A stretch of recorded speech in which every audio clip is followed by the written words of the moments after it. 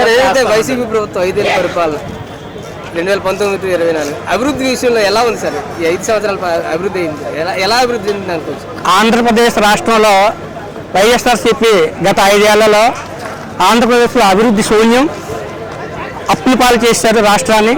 ఆఖరికి ఏదైతే గవర్నమెంట్ ఆఫీసులు ఉన్నాయో collector office, MR office, municipal ఆఫీసులు కూడా తాకట్టు పెట్టేసిన పరిస్థితి. మరొకసారి వైసీపీ ప్రభుత్వంగానే వస్తే ప్రజలను కూడా తాకట్టు పెట్టేస్తారని ప్రజలందరూ భయభ్రాంతులకు గురై ఏదైతే ఎన్డీఏ కూటమి ఉందో ఆ కూటమికి ప్రతి ఒక్కరూ కూడా మే 13వ తేదీని ఓటు వేసి గెలిపించడానికి సిద్ధంగా ఉన్నారు.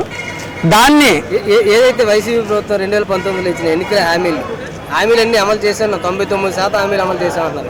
ఒక పోలవరం కానీ, ఒక రాజధాని కానీ, ఒక మద్యపానం కానీ, ఒక జాబ్ కార్డులు కానీ, ఒక డిఎస్సీ కానీ, అవ్వతాతలు రాగానే 3,000 ఇవన్నీ ఏదైనా నెరవేరయ్యా? వీళ్ళు ఎలా 99% అమలు చేశామని చెప్తున్నారు? వాళ్ళు చెప్పేవన్నీ పచ్చి అబద్ధాలండి. మోసపూరితమైన ప్రభుత్వ పాలన సాగింది. దానికి చరమగీతం పాడడానికి ప్రజలంతా సిద్ధంగా ఉన్నారు. వాళ్ళు చెప్పేవన్నీ అబద్ధాలే. ఏ ఒక్క హామీ కూడా నెరవేర్చలేదు. అందుకే అందరూ కూడా తీవ్ర వ్యతిరేకతతో ఉన్నారు. మీరు చూస్తున్నారు, ఎవరైతే గతంలో ఎమ్మెల్యేలు మంత్రులు ఉన్నాయో వాళ్ళకి సీట్లు లేవు. దానికి అర్థం ఏంటండి?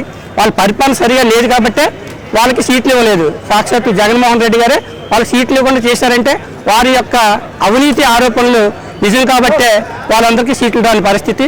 ఖచ్చితంగా ఎన్డీఏ కూటమి గెలుపొందుతుంది. ఏదైతే సంక్షేమం పేరుతో, నవరత్నాల పేరుతో 2,50,000 కోట్ల రూపాయల వరకు ప్రజలకు పంచాం, అది వాళ్ళే మాకు ఓటేస్తారు అని చెప్పి ధైర్యంగా వాళ్ళు సిద్ధం సభల్లో చెప్తా ఉన్నారు. ఈ సంక్షేమ పథకాలు చూసి ఓట్లు వేస్తే అవకాశం ఉందంట?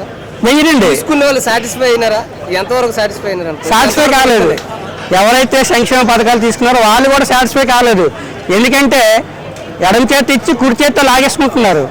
అమ్మఒడి అంటున్నారు, బాగా బుడ్డు మీద 20% పెంచేశారు. అంత మద్యం, తప్పుడు మద్యం, దొంగ మద్యం, వాళ్ళ సొంత బ్రాండ్లు, కల్తీ మద్యం, దానివల్ల ప్రాణాలు కోల్పోతున్నారు. 7 సార్లు కరెంటు బిల్లు పెంచేశారు. నిన్ననే మరో 15% ఇంటి పనులు కూడా పెంచేశారు. మధ్యతరగతి ప్రజలు ఆంధ్రప్రదేశ్ రాష్ట్రంలో బతకలేని పరిస్థితి. పెట్టుబడులు ఏమి లేవండి. అంటే సంక్షేమం ఇస్తే సరిపోతుందా? అభివృద్ధి వద్దా? ఆంధ్రప్రదేశ్ అభివృద్ధి చెందాలంటే ఖచ్చితంగా ఎన్డీఏ కూటమి ఆంధ్రప్రదేశ్ రాష్ట్రంలో రావాలి. ఏదైతే బీజేపీ, జనసేన, తెలుగుదేశం పార్టీ కూటమి ఎలా ఉండబోతుంది 2024? ఎందుకు పొత్తు పెట్టుకోవాల్సిన అవసరం వచ్చింది? పొత్తు పెట్టుకోవాల్సిన అవసరం చారిత్రాత్మక అవసరం.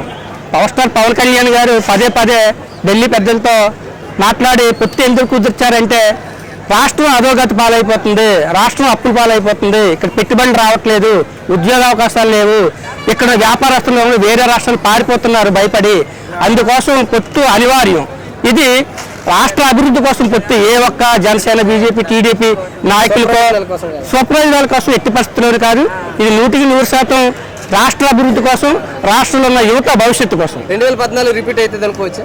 ఖచ్చితంగా దానికంటే మంచి మెజార్టీ వస్తుంది. 2014 లాగే అటు ఎన్డీఏ కూటమి దేశంలోని ప్రధానమంత్రి మోదీ గారి నాయకత్వంలో, రాష్ట్రంలోనూ చంద్రబాబు నాయుడు గారు, పవన్ కళ్యాణ్ గారు, పురంధరేశ్వరి గారి నాయకత్వంలో ఖచ్చితంగా ఎన్డీఏ కూటమి 2014 అంతకంటే ఎక్కువ మెజార్టీతో రిపీట్ అయ్యి ఎన్డీఏ కూటమి గెలుపొందుతుంది.